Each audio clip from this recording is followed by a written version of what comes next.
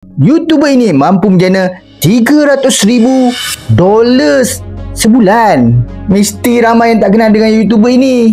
YouTuber dengan channel Charlie Chang telah mempunyai 1.3 juta subscriber, mengatakan bahawa dia mampu menjana $300,000 dengan YouTube channel saja. Tapi bukan mudah. Dia telah mempunyai lebih kurang 50 channel dan menurutnya separuh daripadanya gagal.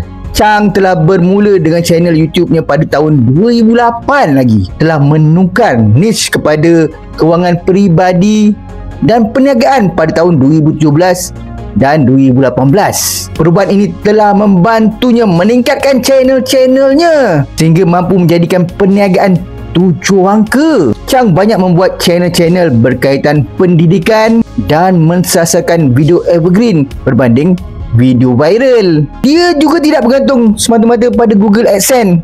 Menurutnya, dia hanya mendapat 10% saja pendapatan daripada Google AdSense, dan yang paling banyak adalah melalui pemasaran affiliate yang membantunya menjana 80% daripada keseluruhan pendapatan. Setengah videonya mampu menjadi pendapatan $100,000 dengan pemasaran affiliate saja. Dengan kejayaan channel-channelnya, beliau telah mampu membuka perniagaan dan menggajikan 50 orang pekerja. Memang hebat kan? Tak sangka dengan hanya channel YouTube saja telah mempunyai satu perniagaan yang besar.